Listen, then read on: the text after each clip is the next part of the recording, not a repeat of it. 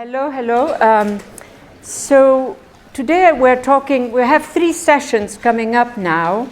This is one next to that, where we are going to deal with a notion of urban space, not so much city or slum, but space, urban space. And as you saw in the syllabus, 2 types of spaces. One is the space of the global city. In other words, a highly internationalized space, lots of power vectors come together. And the other is the space of the slum. And I should say that slum by now has acquired a kind of positive meaning. There was a time when maybe 20 years ago or 30 years ago, none of you was born, but then when slum came with a very strong negative. Today, there are enough very smart people living in slums, especially in the global south, that they have produced narratives about themselves. They have innovated in the slum. They have developed commerce that actually functions well, etc., etc. So when I say slum, it is not a derogatory term. It is rather a kind of a term of strength, yes, incorporating poverty and miseries and inadequate living conditions. But many of the people in the slums are just like you and me. That's the important point. It's not some sort of degraded. At the edges of most of the big slums in the world, it gets very, very degraded, a space of pure misery. But the core of these slums is actually quite an interesting space. So we begin to cover these 2 spaces in this first set of 3 sessions. I want to start today with a couple of items. And one of them is this notion of we make. And I'm not talking about the makers movement, okay? I'm just talking the words. We make. We made this. In 20 years, we destroyed one of the biggest internal seas in the world. That's a capability. It's a negative one, but it is a capability. This is even more impressive. 1 billion years of ice cover, snow cover, ice cover, gone in 20 years. So I bring this up to point out 2 things. Number one is the capabilities that we, as a species, have deployed across the world. I want us to take notice of that. Many of them are negative, many of them are positive.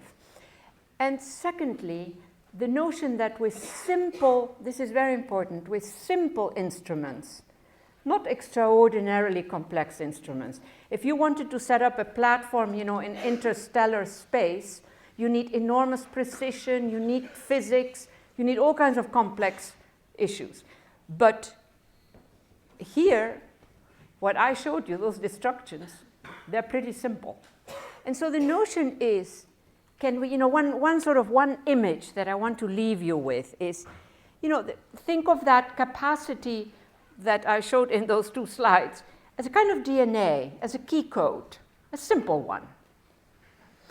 Could we, with simple DNA or simple key codes, actually produce positives?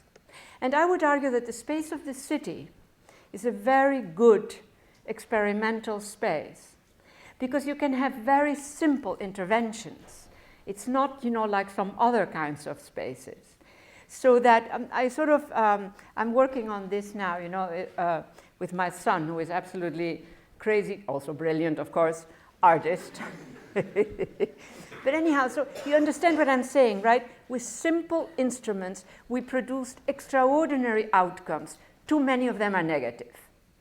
Can we, with simple instruments, produce outcomes that are positive? And so one of the issues that we will be looking at in the class is all the really not very complicated or not very brilliant innovations that can make a lot of difference in urban space. So urban space is a kind of, it's incomplete, it's complex, it's not closed. If it's closed, it's not urban. So I always like to think of the city is a complex but incomplete system. And in that incompleteness lie many possibilities. Now, I want to start talking about today we're going to talk about several very powerful vectors that are negatives, that are altering our cities. And so one of them, I'm just very curious to hear, how many of you have heard of the subprime mortgage? Wow, very good. Is it because you read one of my articles or because you know that I've been writing about it? Anyhow, on the one hand, that instrument that dressed itself in the clothing of a mortgage, a subprime mortgage, but really was not at all about a mortgage, that instrument was brilliant. So I have a colleague of mine who worked in Goldman Sachs, and he showed me 6 steps, complex algorithmic math. Now there you have a very complex instrument to produce a very simple and disastrous outcome. Which is that, have you been reading this while I speak? Can you do 2 things at the same time, or is that a bit too much? But anyhow, so the background here, I want to make sure that we have clarity on this subject. To me, this is a very important indicator of something, of how a system can extract, even from very modest situations, and make it to its advantage. So what the situation is as follows, just very, very shorthand. The high investor circuit asks the financial system, give me an asset-backed security. Enough of derivatives based on derivatives on other a derivative is something that derives its value from something else. And you can produce extraordinarily long chains. You don't need to understand this. I'm just saying this for those of you who might be interested and might understand it. So, but the high investor circuit, they are not stupid. They may not be nice people, but they are not stupid, all right? So they say, give me an asset-backed security. At that point in the United States, this goes back to the early 2000s, a lot of stuff had been already financialized, basically. It was already part of a derivative, etc. But there were some elements that were left. One of those elements was about probably 16, 17 million households, very modest, that didn't own a house. So here is what happened, and this is the way to think of it. They actually produced in a very short period of time 16.5 million mortgages. It started out as a serious operation. Eventually it winds up being a rather elementary operation which said, sign, you don't have to pay anything. They were like they deployed masses of people to get those signatures. These were modest households because most people in the United States still, though it is changing fast, are actually, they own a house. You know, it's changing now, we all know that. And so this was not about the payments on the mortgage. That is not how the money was to be made. The money was to be made, and here is the image that I want to give you. Imagine a huge park where you put in all the materialities, assets, windows, toilets, walls, those 14.5 million houses that actually fell under this, became that. That's what that was about. You put all that stuff in there. And then you extract and create an asset-backed security. Are you with me or not? So it got intermediated via housing, the housing question. So it looked fine, it looked clean, etc., etc.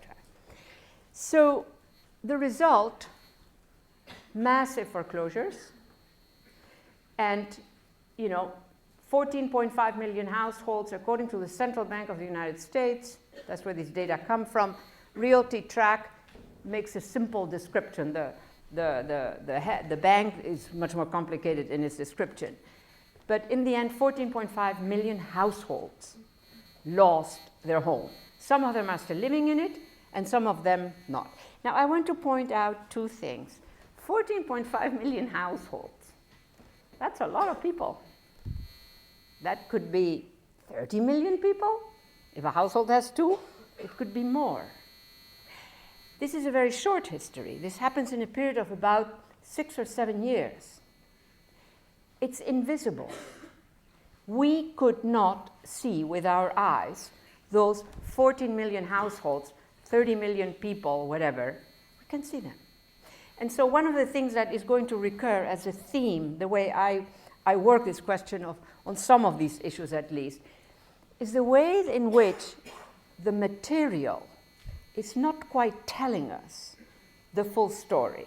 And I'll give you a whole set of different cases, etc., across the term. But the point here is a massive eviction of people from either from their homes or from ownership of their home, even if they're still sitting in there. And it's quite extraordinary to think that it could have been 30 million people, 40 million individuals. If you're dealing with 14 million households, could be up to 30 million people. Now, I'm Dutch. My country has about 16 million people. It would be like, some voice above the Netherlands would say, okay, everybody in the territory of the Netherlands, out. And where you go, I don't know, but out. And now we repeat the exercise. That is, 30 million people. So this is an extraordinary event that most people still interpret in terms of the ones who signed the contract didn't have the money to pay the monthly payments. It wasn't quite that way. And again, every one of these individuals who went to get the signatures, they had to get per week 700 contracts. And so it's a sort of a little brutal history of 4 or 5 years to get those 14 million contracts. So this is a mix of a very complex instrument deployed in a way that is brutal and elementary. And elementary in the sense of simplicity, not the elements. Now, this instrument has now entered Europe. And this, by the way, this goes on. Huh? So Germany now has over 1 million households. And you have, etc. Some countries do worse than others. When it hits India or China, I don't know, but it's a brilliantly designed instrument that dresses itself in the clothing of housing, which is always reassuring, but in fact has nothing to do with providing housing. I don't want to develop more of this, because it gets a bit heavy, but I just want you to understand that this is one possibility that is functioning in our very advanced economies, where you have extraordinarily brilliant instruments being developed, because again, I repeat, the instrument was brilliant. Now here I want to point something else, that look at the title here. You see, ratio of household credit to personal disposable income. Okay, credit sounds really nice. It's debt. You understand? Credit sounds, money to spend. Yeah, but it's debt. Now, this period here, 2000 to 2005, is a period when a lot of Eastern and Central Europe becomes, opens up, it exits the Soviet sphere, so to say, it enters the capitalist sphere, etc., etc. So look at debt. So this is household debt we're talking about, right? Related to personal disposable income. Now, let's take Hungary, very extreme case. Hungary, that debt was 11.2, or let's say 11% in 2000. At that point in the United States, it was already 104, always number one here. Now, look at that. 5 years later, Hungary, that debt is almost 40%. You see, the United States grew far less. Of course, it had already left. And then there are countries like Germany, 70, 70, 77. How they get that stability, I don't know, but there it is.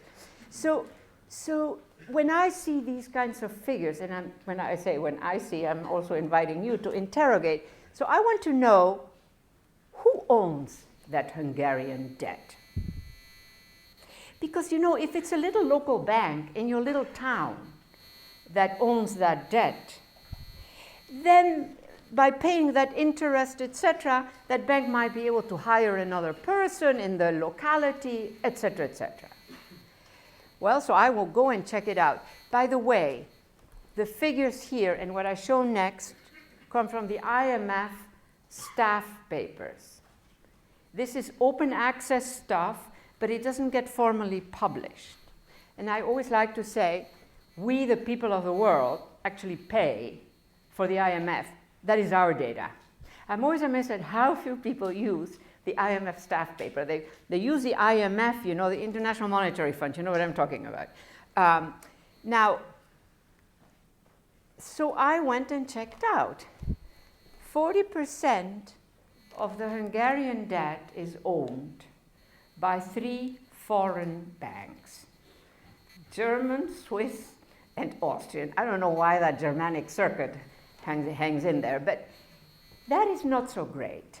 Why? And that is, this is a subject that I'm going to come back to regularly, because that means that the little payments that are made by, you know, 1 million households, thousands of households, etc., instead of recirculating in the locality, it leaves. This is like in the commercial zone, it's franchising. So, you know, the rhetorical question I like to ask is, if I want to have a cup of coffee in the neighborhood, do I really need a multinational? You know what I'm talking about or not? No, I don't need a multinational. The multinational takes it out. So what good urban economies have a lot of very modest arrangements. And one modest arrangement is that you buy, you spend, and it recirculates in your neighborhood. That is today increasingly rare because almost everything is a franchise. Now, I'm not against franchise. If I need a computer, I need a franchise because I'm not going to go to the factory.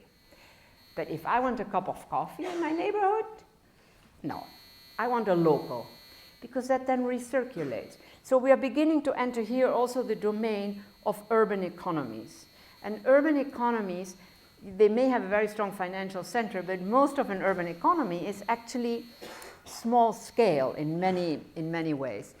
Now, that which I've been showing you, in short, extractive sectors, like this financializing of the blah blah, can extract even from modest households. Because it's not just the household, it's something else. Now I'm going to show you another mutation. One way of thinking about it is that these are sort of transformations, mutations that are happening in urban space. Now this is a very different one. So I'm looking at the top 100 cities in the world that are the object of desire of all kinds of big buyers. This is about buying. This is not building even. There is also building going on. So here, just to give you an example, and I just got the data for the more recent year, but New York, Metro, New York, I was liking to be number one, so I had the biggest. So 55 billion went into just buying property that 1 year in New York. This has been going on every year, all right? Are you with me or not? Do you understand what I'm talking about? Right? So, and that was compared, this datum here, that one simply is growth compared to prior year. This has been going on for a few years. When you see a negative, it doesn't necessarily mean that it went down. It means less than the year before. Okay? So it may still be a positive. Are you with me? Yeah. Now, so London, 47, and then you go, I am working with 100 cities. They clearly don't fit all here. And it's quite interesting. Now, what is noticeable is a lot of Asia, but a lot certainly of Europe and North America. Very little Latin America. Latin America is just beginning to appear. But what we're basically talking about is the buying of property. I repeat, there's also a circuit that is looking at, that is actually buying, that is also building. Investors come and build. Now, this is just foreign investment. And investment here is, you know, I want to clarify again, this is just buying property. Nothing building. Now, there London is the queen. And in fact, talking about queens, the Qatari royals, Qatar royals, they own more of central London than the Queen of England. I think I mentioned this last class, maybe. So that is also interesting. Now, frankly, for me, I'm completely indifferent, I must say, to whatever that might mean for the Queen of England. That the Qatari, I sort of find it actually rather entertaining and interesting. But so you go down, in Paris, for instance, you have a whole other set of countries that are buying. Like Germany is buying up in France, but so is Kazakhstan. And so when you look at the details, it really is quite an extraordinary story. Now, Amsterdam, Dutch. I don't know what they buy. Because Amsterdam is not that big. What did they make? 248 increase. That is an increase from one year to the next. You have to really go digging. Now, again, I want to come back to this issue of the material, what the material tells us and what it doesn't tell us. And so here is one of these. So these are nice British. This is central London. This is the river, the Thames. The Thames, I usually call it the Thames. No, it's the Thames. The Thames. Are the Brits in the room here? Because they probably will notice that I mispronounce it still a bit with my foreign accent. But anyhow, so these are all very nice British houses. I was walking here to do some interview with somebody, a guy who had read, a journalist who had read my piece there, and he said, let's go walk. I never go there. I spent a lot of time in London, but I never go there because it's too many tourists. And so as I was there, I heard these people, the tourists, basically, say, look at all these beautiful British buildings. Well, ladies and gentlemen, all of these buildings are owned by one Chinese company. Now, nothing against the foreigners. What I find extraordinary, again, is how this materiality of these buildings and these facades, etc., the tourists see them as British. But there is another kind of presence that installs itself. Now, I want to clarify, in talking about this kind of subject, I will often be mentioning the Chinese, because the Chinese are the main buyers. I think I thought I had, I don't have it, okay. I wanted to show you how for instance, the Chinese are the main buyers around the world now. They buy all kinds of stuff. And they're building infrastructure all over the world. So and their bank, the Chinese launched a development bank. That development bank is richer than the World Bank, the Western World Bank. So they are very present. So if you hear me talk about, well, they own this and they own that, it's because they are simply the dominant figures. It's like the United States used to be, probably.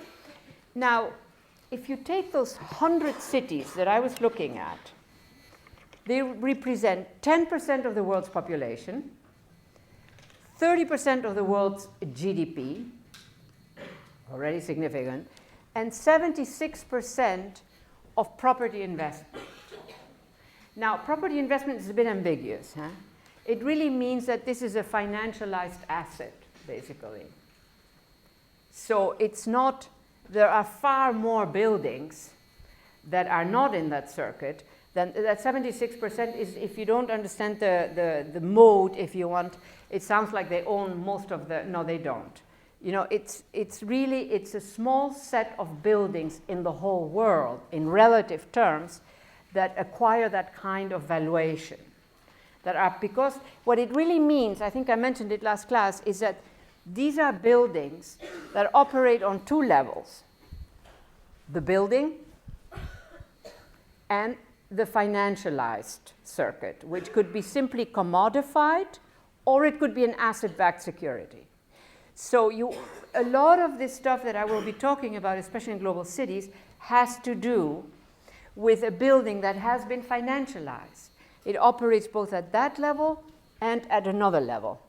Now, according to Savills, has anybody heard of Savills? If you are at all interested in this kind of stuff, Savills is really, they're very good. I was doing some research on Phnom Penh. I was trying, because also Phnom Penh and cities like that are being, there's a lot of buying. And I couldn't find any data. Savills had the data. According to Savills, all of these buildings, this is worldwide now, that have been financialized, that are not just the building, but also a financial asset, which can be bought, sold many times in one day, unlike a building, that value is 217 trillion. Those 217 trillion is more than global GDP. So you understand what we're talking about, right? This is, number one, a critical factor in major cities, not in all cities. It's a critical factor. Number two, it represents a whole sphere onto itself that has acquired extraordinary valuations. Big footnote, the value, the global value of finance as measured by outstanding derivatives, you don't need to understand all of it, okay, but I just want to, so that you get some contrast, is actually a quadrillion, which is 3 more zeros. Do you understand? And they're all working zeros. So this looks like a lot. It's more than global GDP. It's already a financialized something. It's not just the building. But compared to the total value of finance, as measured by outstanding derivatives, it's actually just a small portion. So a lot of this stuff that I'm talking about plays out in global cities. And so the city really is a very, I would argue, these kinds of cities become unsettled spaces. They just look like cities, like the familiar notion of a city. We must interrogate, are they?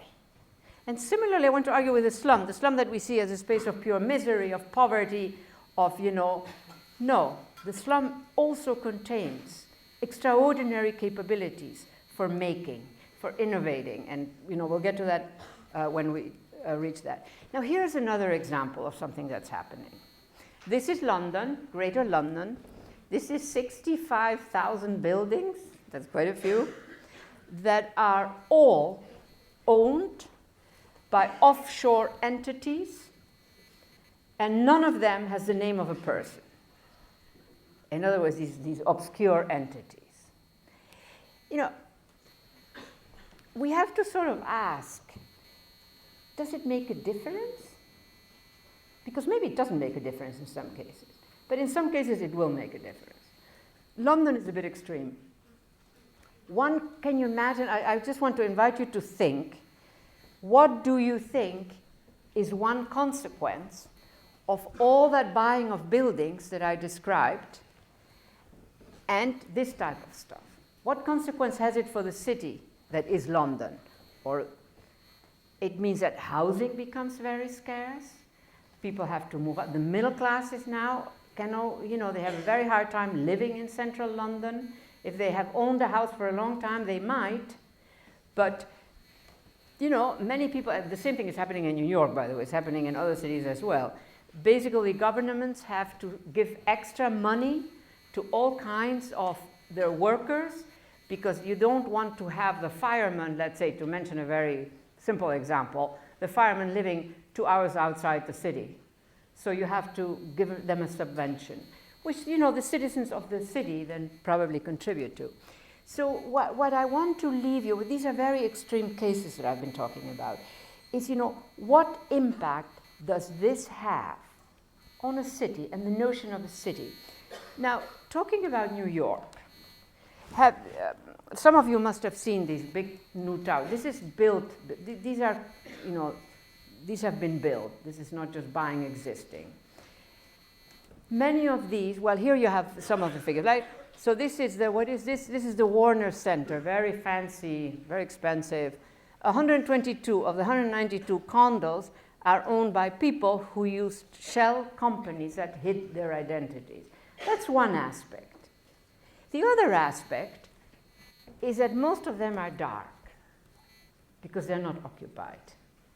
And you must have read, maybe by chance or somebody told you or whatever, that the people who are living in them are leaving them because it just feels very strange.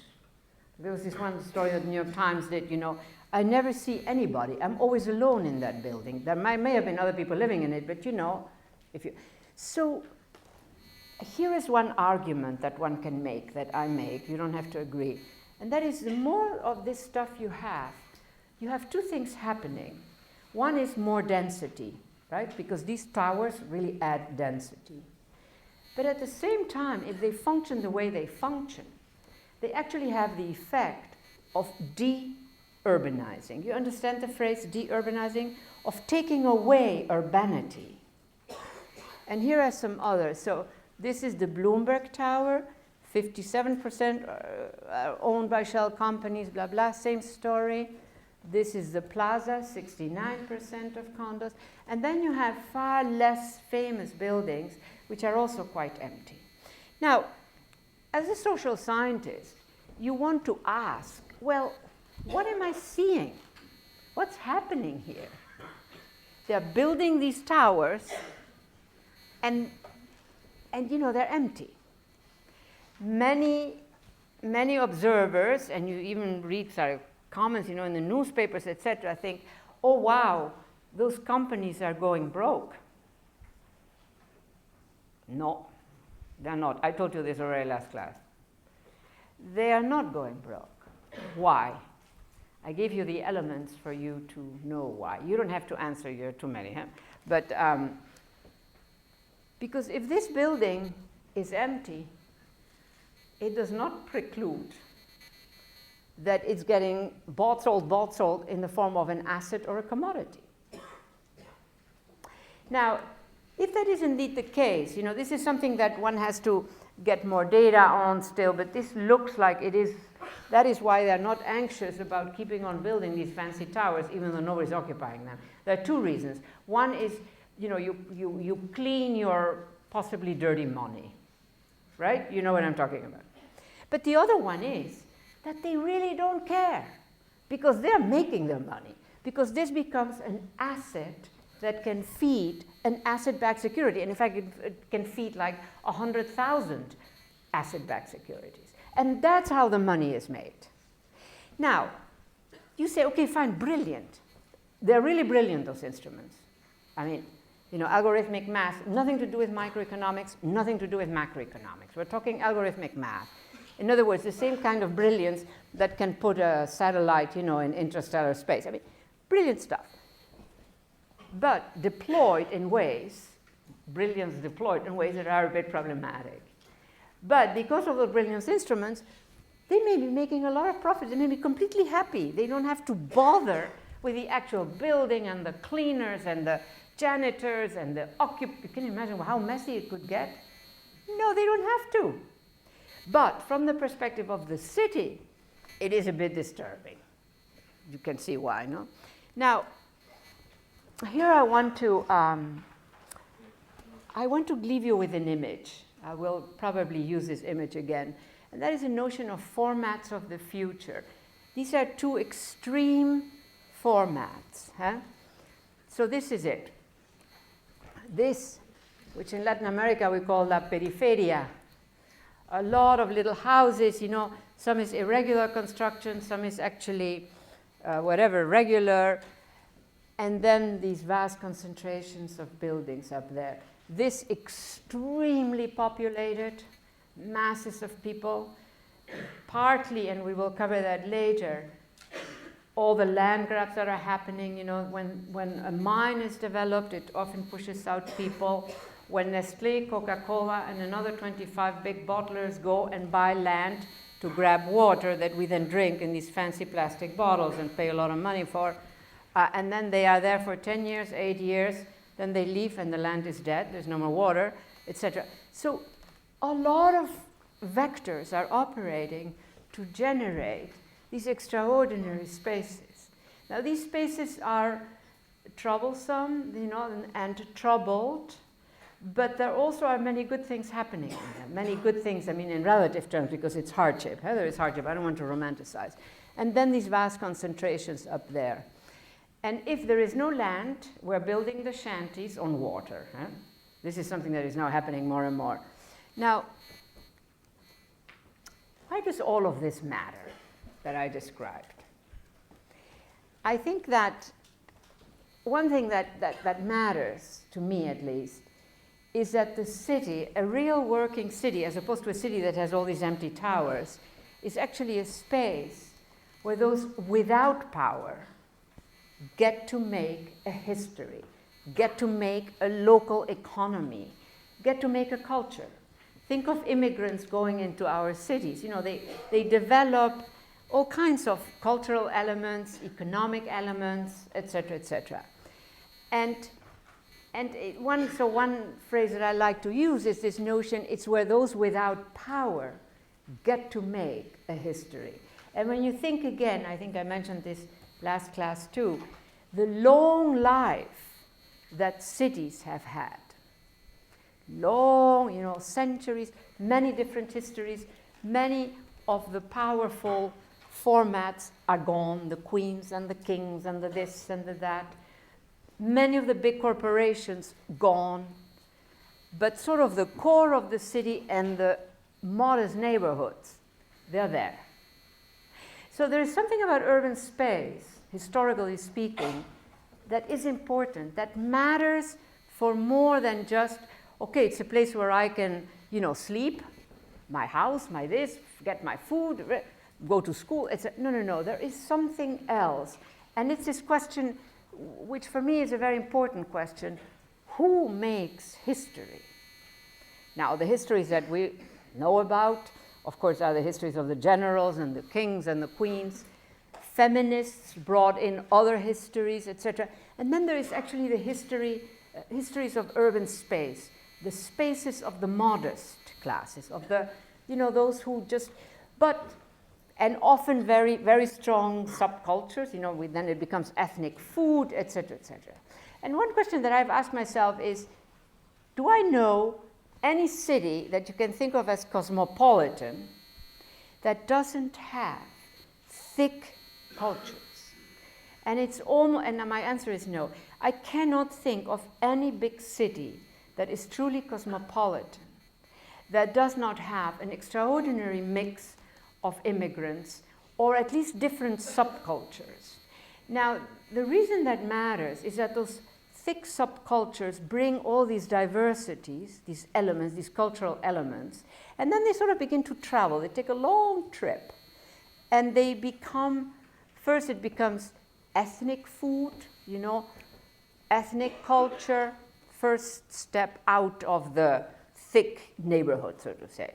But then it jumps up, and eventually what we're talking about are very sort of sophisticated modes where we have forgotten the origins of this in very thick cultures. So in that sense, transforming our cities just in these ghettos for very, very fancy buildings, it really represents a loss that is much bigger than what we might think. Now, the other element here, the capacity of the city to make us into urban subjects. Most of the time, we're not urban subjects. Most of the time, we are the aunt, the mother, the son, the daughter, the doctor, the nurse, whatever.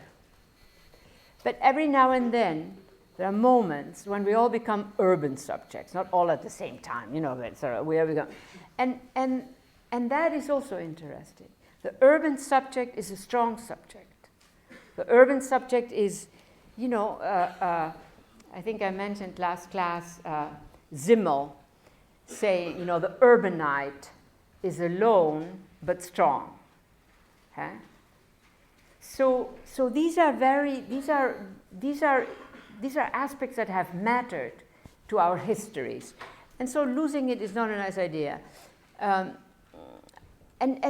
other language that I like to use, there are moments in the day, like when we're all running to catch the train or whatever, when the city can hack all the other more specific subjects we also are. Mother, father, expert, blah, blah. No. Sort of, and this notion of hacking, hacking in its origins is a positive term in the digital zone. 30 years ago, hacking now today it often is a bit ambiguous, but when I say hacking here, I mean it positively. This is not a negative. That it can actually transform. It forces us to become urban subjects. The famous Chicago school, you know, the Chicago School of Sociology. So there, one of the figures that they developed, that they produced, is immigrant neighborhood. Chicago had many, many immigrant neighborhoods. Immigrant neighborhood, young woman, she has a job, she leaves the neighborhood, she kisses the grandma or whatever, you know. Then she enters the transport system to go to her job, and there she becomes yet another subject, because there she's not going to be kissing people or chatting. She's sort of to herself. Then she arrives at the office, where she is once again a different subject. Then after work, she goes to have drinks with some girlfriends, yet another one, and then it goes all the way back, and she arrives back in the neighborhood, and you know, kisses and I don't know what all. So this capacity of the subject to be continuously slightly transformed, to adapt, you know, as a sort of totally natural thing. Now, yeah, I think this is where I wanted to leave it. Now, I've talked about very powerful forces that are reshaping our cities. We're talking big cities, we're talking global cities. We're talking cities where the valuation of land keeps going up, or at least is very high, so it's a certain kind of city. This is not most cities. This is a particular kind of city. And next class, I mean in 2 classes, I want to talk about the slum. But also sort of to really enter the slum and not just simply see it from, oh, that's, yeah, right, or that city and that slum. No. What are the forces in the slum? What are the good things and what are the negative things? How can we work with it, et cetera, et cetera.